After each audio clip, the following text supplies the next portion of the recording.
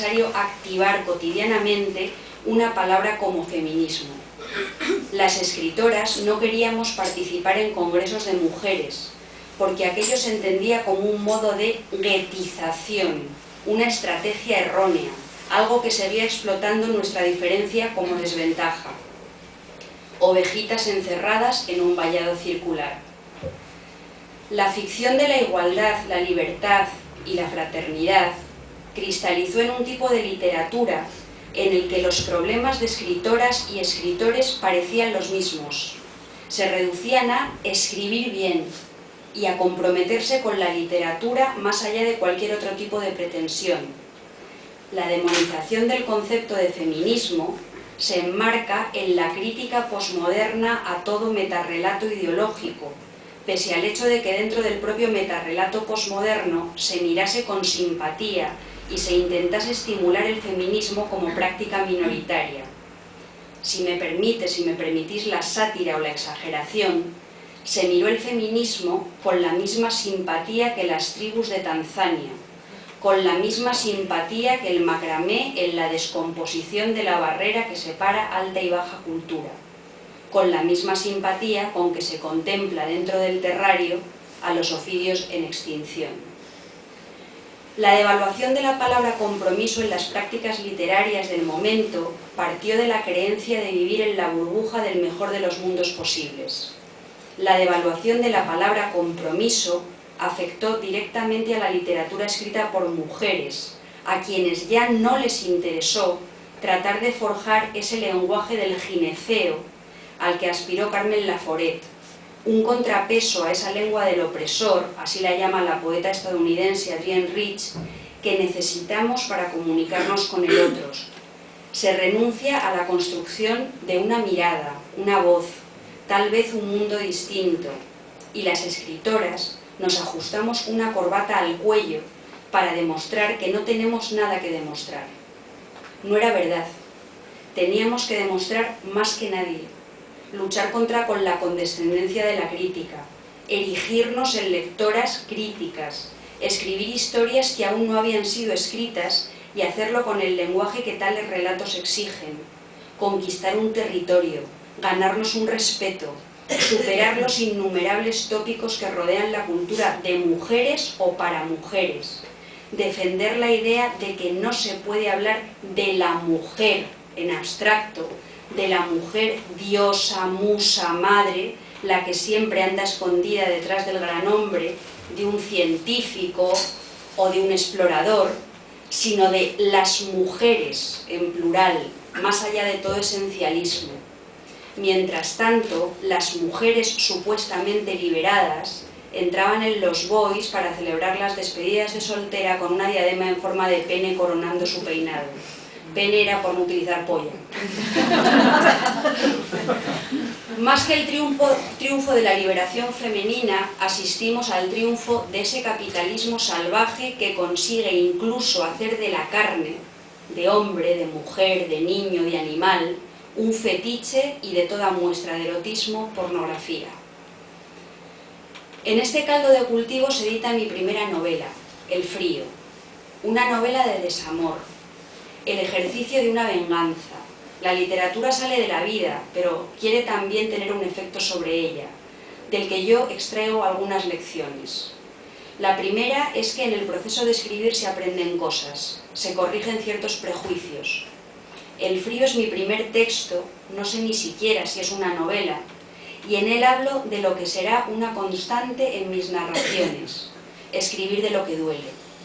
Mientras escribo no me doy cuenta de que desde ese momento inaugural soy un tipo de escritora que no puede inhibirse de lo que es ni de lo que vive.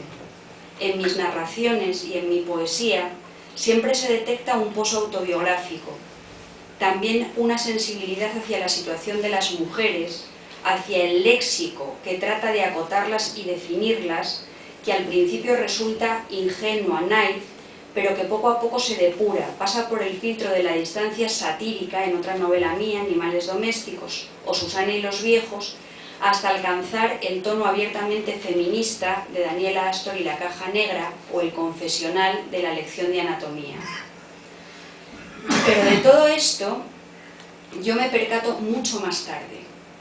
El frío es un embrión ideológico donde se funden lo literario, lo político y lo vital, pero cuando lo estoy escribiendo solo pretendo inquirir en una experiencia que me resulta penosamente familiar, una experiencia que busco compartir, que me quema en la punta de la lengua.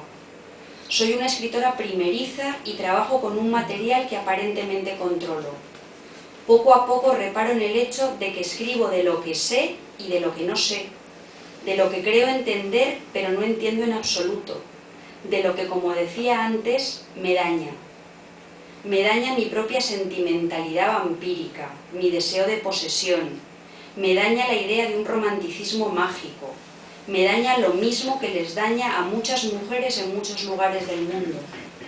Estas visiones nos lastiman de un modo especial porque hemos sido las reinas de la casa, las musas inspiradoras, los fetiches, los objetos de deseo, las que solo lográbamos dar un sentido a nuestra existencia a través del amor, la sexualidad y todas sus modalidades, novia, esposa, amante, madre, cuidadora de enfermos.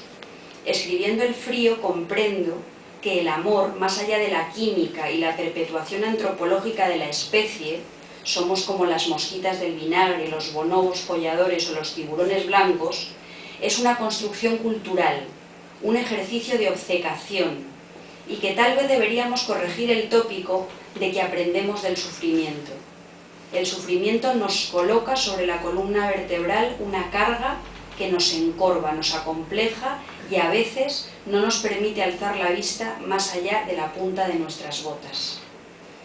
Amor Fu, que he publicado en el año 2013 en una editorial de Miami, fijaos vosotros, de Miami, que se llama La pereza, porque no conseguí publicarla en España.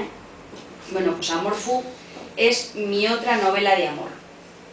En ella el amor sigue siendo una construcción ideológica, pero si en El frío era profundamente alienante y castrador, un amor sadomasoquista que coincide con la interpretación sartriana del sentimiento que cristaliza en historias perversas y criminales, como la del túnel de Ernesto Sábato, Juan Pablo Castel, el protagonista del túnel, acaba acuchillando a su amada María en el pecho y el vientre, como símbolos de la feminidad. En Amor Fu, sin embargo, el vínculo que une a Lala y Adrián, sus protagonistas, encarna la posibilidad de acompañarse, apoyarse mutuamente en igualdad de condiciones.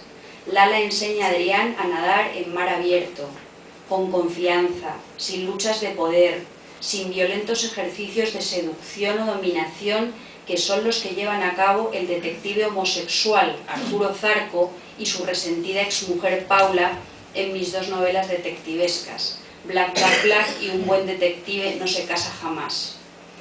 Me asusta la ingenuidad de ciertas mujeres que creen demostrar su valía, redimiendo a los peores hombres, domeñándolos. Esto lo habréis visto mil veces, hago un paréntesis. Hay muchas mujeres que se sienten mucho más mujer y mucho más listas y mucho mejores cuando consiguen hacer que un malote, un descarriado, un don Juan, un mal hombre, un borracho, un mujeriego o llámale X, entre al redil.